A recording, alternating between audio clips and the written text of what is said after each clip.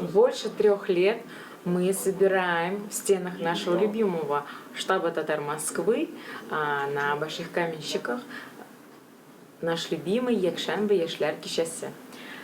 Каждое воскресенье мы стараемся собирать новых людей, приезжих из Татарстана, из Башкортостана, из других регионов, для того, чтобы они общались, знакомились, помогали друг другу.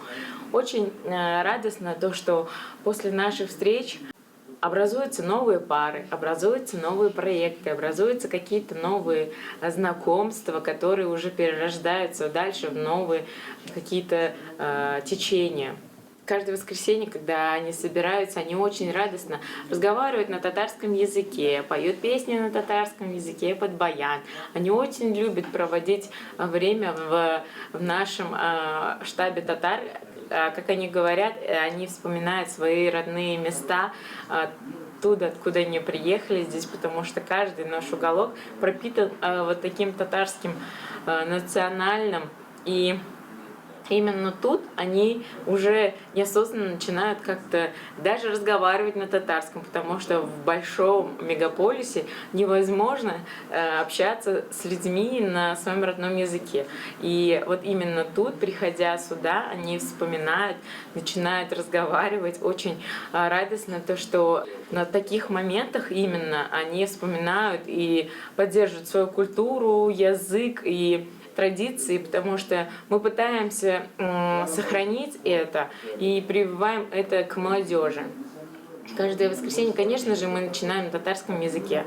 Говорим, чтобы они разговаривали, не стеснялись своего языка. Так как мы входим в группу тюркских языков, мы говорим им о преимуществах общения, знания своего языка, потому что наши тюркские языки, они очень похожи, даже если общаться на своем родном языке татарском, вас также будут поднимать другие языки. И непосредственно благодаря этому они понимают именно необходимость знания языка своего родного, в том числе, и других языков, что в многонациональном большом самом мегаполисе и им будет выживать намного легче и проще. Конечно же, мы уделяем большое внимание и спортивной части нашей молодежи. Мы их привлекаем на все разные межнациональные спартакиады, соревнования.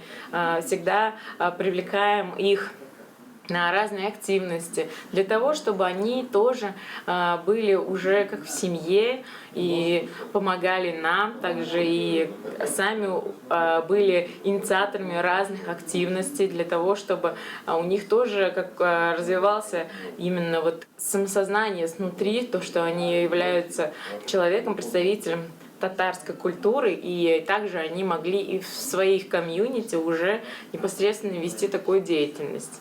Мы выращиваем лидеров, мнений лидеров, людей, которые будут отстаивать свою точку зрения, говорят об этом и не стесняются.